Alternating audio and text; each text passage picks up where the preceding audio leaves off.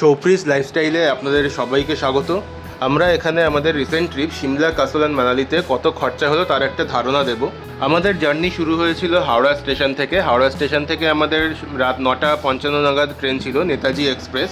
আমরা হাওড়া স্টেশনে প্রায় 2 ঘন্টা আগে পৌঁছে গিয়েছিলাম। তার জন্য আমরা এখানকার এক্সিকিউটিভ লাউঞ্জ যেটা আছে, ঘন্টায় 11 টাকা করে আমরা এখানে বুকিং করে নিয়েছিলাম। 1 ঘন্টার জন্য আমরা 4 জন। এই ট্রেনে আমাদের 3 টায়ার এসি বুক করা ছিল, যার ভাড়া পড়েছিল পার হেড 1930 টাকা করে। এই ট্রেনে চড়ার অভিজ্ঞতার সম্পূর্ণ ভিডিও আপনারা আমাদের সিমলা, কাসল, মানালির ফার্স্ট পার্টে পেয়ে যাবেন। আমাদের কালকা থেকে সিমলা পর্যন্ত টয় ট্রেনের টিকিট কাটা থাকলেও আমরা চণ্ডীগড় স্টেশনে নেমে যাই ট্রেন লেট থাকার জন্য। আমাদের সেই টয় ট্রেনের ভিস্তাডোম কোচ বুক করা ছিল, যার ভাড়া পড়েছিল 630 টাকা করে পার হেড। আমরা যেহেতু টয় ট্রেন ধরতে পারিনি, তার জন্য আমরা চণ্ডীগড় স্টেশনের বাইরে থেকে একটা গাড়ি বুক করে নিয়েছিলাম আমাদের সিমলা হোটেল পর্যন্ত। আমাদের পুরো গাড়ির ভাড়া 4 জনের জন্য 2500 টাকা পড়েছে। যাওয়ার পথে আমরা এখান থেকে দ্য পাঞ্জাবি শেফ, এখান থেকে আমরা ব্রেকফাস্ট করে নিয়েছিলাম, যার কস্ট পড়েছিল 515 টাকা টোটাল আমাদের 4 জনের। তো পার হেড অ্যাপ্রক্স 130 টাকা করে কস্ট পড়েছিল আমাদের এই ব্রেকফাস্টের জন্য। তারপর আমরা কোথাও আর দাঁড়াইনি, ডাইরেক্ট আমরা আমাদের হোটেলের দিকেই রওনা দিয়েছিলাম। এখানে আমাদের হোটেলের নাম ছিল হোটেল রাজদূত। এখানে আমাদের 2টো ডিলাক্স ক্যাটাগরির হোটেল রুম বুক করা ছিল। আর এই হোটেল থেকেই আমাদের এই ট্রিপের প্যাকেজ শুরু হয়ে যাবে। এই প্যাকেজের মধ্যে আমাদের সিমলার হোটেল 2 রাত, কাসলের হোটেল 1 রাত, আর মানালিতে 2 রাতের জন্য ডিলাক্স ক্যাটাগরির রুম বুক থাকবে। আর এই ট্রিপে সবসময় আমাদের সাথে একটা গাড়িও থাকবে। আর প্রতিটা হোটেলে আমাদের জন্য সকালের ব্রেকফাস্ট আর রাতের ডিনার ইনক্লুডিং থাকবে। আমাদের এই প্যাকেজে শুধুমাত্র দুপুরের লাঞ্চটা ইনক্লুডিং থাকবে না। আমাদের এই প্যাকেজের কস্ট টোটাল 4 জনের জন্য 58,000 টাকা পড়েছিল। এখানে আমাদের পার হেড খরচা পড়েছিল 14,500 টাকা করে। আপনারা এই প্যাকেজটি সিমলার হোটেল থেকেও বুক করতে পারেন। এছাড়া এখানকার অনেক লোকাল ট্যুর এজেন্সি আছে, সেখান থেকেও আপনারা বুকিং করতে পারেন। আপনারা চাইলে এখানে নিজেরাও প্ল্যান করে ঘুরতে পারেন। আপনারা নিজেরা প্ল্যান করলে কিভাবে প্ল্যান করবেন সেটা আমরা ভিডিও শেষে বলছি।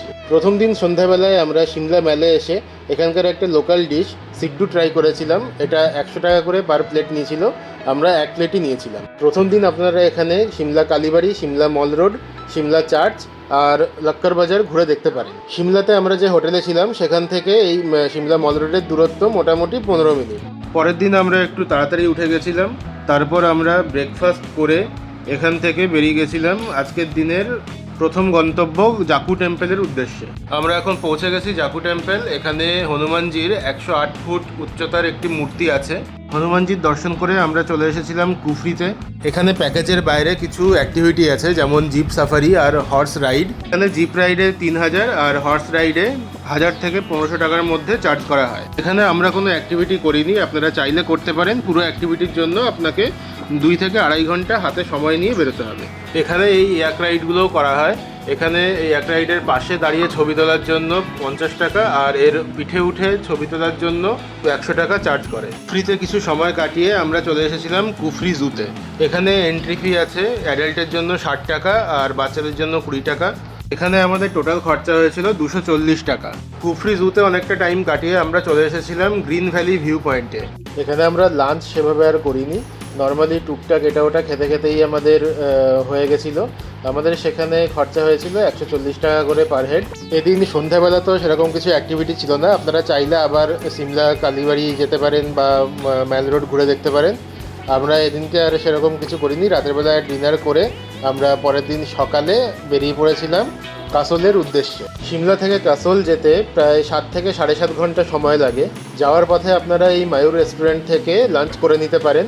আমরা এদিনকেও বাইরে লাঞ্চ করিনি, আমরা অ্যাকচুয়ালি হোটেল থেকে কিছু খাবার প্যাক করিয়ে নিয়েছিলাম। দুপুরে আমরা সেই খাবারগুলোই খেয়েছিলাম আর এখান থেকে ফ্রেশ হয়ে নিয়েছিলাম। এখান থেকে বেরোনোর পর আমরা পান্ডো ড্যামের কাছে এসে আবার কিছুটা রেস্ট নিয়েছিলাম। এখান থেকে লেমন সোডা আমরা খেয়েছিলাম, পার গ্লাস 50 রুপিস করে। আমরা লেমন সোডা খেয়ে তার পাশেই এখানে একটা রোপওয়ে আছে মাতা বগলামুখী টেম্পেলে যাওয়ার জন্য। সেই টেম্পেলে আমরা যদিও বা যাইনি, কিন্তু আমরা রোপওয়েটা চড়েছিলাম। এই রোপওয়ে 350 টাকা করে per head, up and down মিলিয়ে। রোপওয়ে চড়ে আমরা সোজা এসে গেছিলাম কাসলে আমাদের হোটেলে।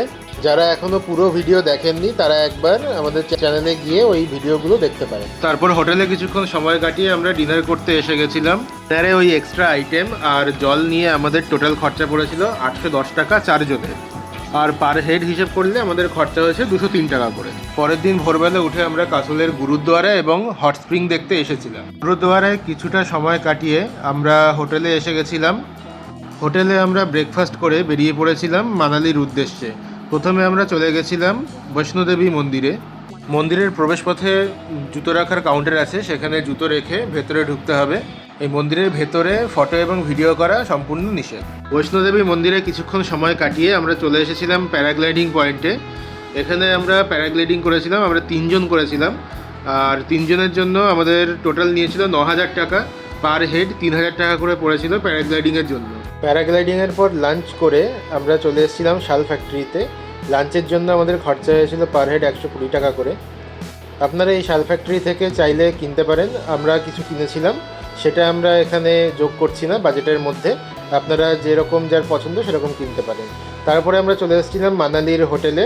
আমাদের মানালিতে হোটেলের নাম ছিল হোটেল লি গার্ডেন।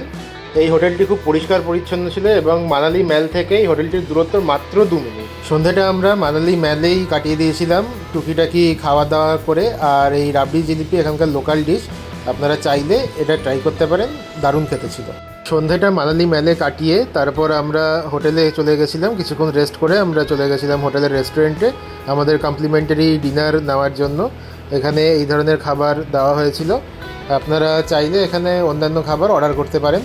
পরের দিন আমরা সকাল সকাল বেরিয়ে গেছিলাম সিঙ্কুলা পাসের উদ্দেশ্যে। এখানে যেতে গেলে 4x4 মাস্ট। আমরা নিয়েছিলাম সুজুকি জিমনি, যার ভাড়া পড়েছিল 10,000 টাকা আমাদের 4 জনের জন্য। এদিনকে হোটেল থেকে অনেক সকালবেলায় বেরিয়েছিলাম বলে সেদিনকে আমাদের ব্রেকফাস্ট হয়নি, আমরা রাস্তায় ব্রেকফাস্ট করেছিলাম। ব্রেকফাস্টের জন্য আমাদের পার হেড খরচা হয়েছিল 52 থেকে 53 টাকা মতো। ব্রেকফাস্টের পর আমরা আর কোথাও দাঁড়াইনি, সোজা চলে এসেছিলাম সিঙ্কুলা পাসে। এখানে অনেকটা সময় কাটিয়ে আমরা আবার ফিরে গেছিলাম হোটেলে। সিঙ্কুলা পাসে আসার জন্য কিছু অ্যাক্সেসরিজ আপনাদের নিতে হবে ভাড়া করে। যেমন আমরা নিয়েছিলাম এই হাইনেক শু আর মোজা, ভেতরের উলেন মোজা আছে সেই মোজা। হাইনেক শু আর উলেন মোজা দুটোই আপনার 100 টাকা করে নেবে, টোটাল 200 টাকা পার হেড খরচা হয়েছিল। ফেরার সময় আমরা সকালবেলায় যেখান থেকে ব্রেকফাস্ট করেছিলাম সেখান থেকেই লাঞ্চ করে নিয়েছিলাম, পার হেড খরচা পড়েছিল 110 টাকা করে। সন্ধ্যাবেলায় আমরা আবার মানালি ম্যালে গিয়েছিলাম, সেখানে আমরা টুকটাক কিছু স্ন্যাক্স খেয়ে আর এই ধরনের খাবার খেয়ে কাটিয়েছিলাম। পরের দিন সকালবেলায় আমরা ব্রেকফাস্ট করে হোটেল থেকে চেক আউট করে আমরা বেরিয়ে পড়েছিলাম মানালির সাইট সিন করতে। প্রথমেই আমরা এসেছিলাম হিড়িম্বা দেবীর টেম্পলে, তারপর সেখান থেকে আরেকটু দূরে গেলেই আছে ঘটোৎকচের একটি মন্দির, সেখানে আমরা ছিলাম কিছুক্ষণ। ঘটোৎকচের মন্দির দেখে আমরা আবার চলে এসেছিলাম হিড়িম্বা দেবী টেম্পলের পাশেই বনবিহারে। এখানে এন্ট্রি ফি ছিল 10 টাকা করে পার হেড, আমাদের টোটাল লেগেছিল 40 টাকা। এরপরে আমরা চলে গেছিলাম আবার ম্যাল রোডে। ম্যাল রোডে আমরা এখানে লোকাল ডিশ, এটার নাম লাফিং, এটা খেয়েছিলাম, একটু ঝালঝাল। এটা দাম নিয়েছিল 200 টাকা করে পার প্লেট। তারপর আমরা ম্যাল রোডে কিছুক্ষণ ঘুরে বেরিয়ে আমরা লাঞ্চের জন্য ম্যাল রোডেরই একটা দোকানে লাঞ্চ করে নিয়েছিলাম। আর লাঞ্চের সাথে টুকটাক কিছু খাবারও আমরা কিনেছিলাম। তো সব মিলিয়ে আমাদের খরচা পড়েছিল পার হেড 412 টাকা করে। তারপর হোটেল থেকে লাগেজ নিয়ে আমাদের গাড়ি আমাদের পৌঁছে দিয়েছিল মানালি বাস স্ট্যান্ডে। এখান থেকে আমাদের দিল্লি যাওয়ার বাসের বুকিং ছিল। এই বাসগুলোতে সব পুশব্যাক সিট আছে, স্লিপার সিটের বাস এখানে চলে না। আমাদের এই বাসে ভাড়া পড়েছিল পার হেড 1200 টাকা করে। এই বাসগুলি মোটামুটি 8 থেকে 10 ঘন্টার মধ্যে মানালি থেকে দিল্লি পৌঁছে দেয়। এই বাসগুলি রাতে একবার ডিনারের জন্য এবং ফ্রেশ হওয়ার জন্য স্টপেজ দেয়। আমাদের এই দিন ডিনারে খরচা হয়েছিল পার হেড 240 টাকা করে।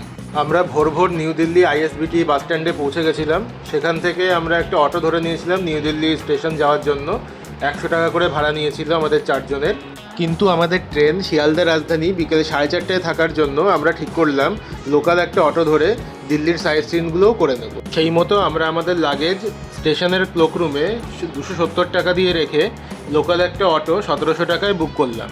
অটো করে প্রথমেই আমরা গেলাম কুতুব মিনার দেখার জন্য। কুতুব মিনার দেখার পর আমরা গেলাম পুরানি কিলা দেখার জন্য। তারপর আমরা গেলাম হুমায়ুন টম্ব দেখতে।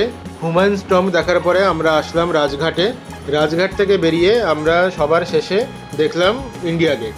এই সব কিছু দেখার জন্য আমাদের এন্ট্রি ফি লেগেছিল টোটাল 110 টাকা করে পার হেড। বাচ্চাদের এন্ট্রি সব জায়গাতেই ফ্রি ছিল। এছাড়া সকালবেলায় আমরা ব্রেকফাস্ট করেছিলাম, যার খরচা পার হেড 100 টাকা করে হয়েছিল। এছাড়া দুপুরবেলায় ইন্ডিয়া গেটের কাছ থেকে আমরা টুকটাক খাবার খেয়েছিলাম, স্ন্যাক্স আইটেম বলতে পারেন, সেগুলোর জন্য খরচা হয়েছিল পার হেড 100 টাকা করে। এরপরে আমরা নিউ দিল্লি স্টেশনে চলে গেছিলাম। ট্রেন প্রায় 8 থেকে 9 ঘন্টা লেট থাকায় আমরা ক্লোকরুম থেকে আমাদের লাগেজ নিয়ে স্টেশনেই অপেক্ষা করতে থাকছিলাম। স্টেশন চত্বরে টুকটাক খাবার খেতে আমাদের পার হেড খরচা হয়েছিল 80 টাকা করে। এই ট্রিপে এছাড়া আমাদের সেরকম কিছু খরচা হয়নি। সব মিলিয়ে আমাদের এই ট্রিপে টোটাল খরচ হয়েছে 31,637 টাকা পার হেড। তার মধ্যে 14,500 টাকা আমাদের প্যাকেজ কস্ট আর 17,137 আমাদের নিজস্ব খরচা। আপনারা যদি নিজেরা কেউ প্ল্যান করতে চান তাহলে আপনারা প্রথমে সিমলা চলে আসবেন। সিমলা এসে আপনারা এখানে অনেক গাড়ি পেয়ে যাবেন বুকিং করার জন্য। আপনারা পার ডে হিসেবে বার্গেন করে আপনারা যে কোনো গাড়ি বুক করতে পারেন। আপনারা যদি টিমে বেশি হন, 6 জন হন, তাহলে খরচা আরও কম হবে। আমরা যেমন 4 জন ছিলাম, তাই আমাদের এই খরচাটা হয়েছিল। আর হোটেল বুকিংয়ের জন্য আপনারা গুগলের রিভিউ দেখে, গুগলে ফোন নাম্বারও দেওয়া থাকে হোটেলের, সেখানে ডাইরেক্ট ফোন করে আপনারা রুম বুকিং করতে পারেন। তো এই ছিল আমাদের সিমলা মানালি কাসল ট্যুরের পুরো রুট প্ল্যান আর আমাদের খরচা। আশা করি ভিডিওটি ভালো লেগেছে। যদি ভালো লেগে থাকে অবশ্যই সাবস্ক্রাইব করবেন, লাইক করবেন। আর আমাদের এই চ্যানেলে আগে অনেক ভিডিও দেওয়া আছে, সেগুলো দেখতে পারেন। এই সিরিজেরও আপনি অনেক ভিডিও এই চ্যানেলে পেয়ে যাবেন।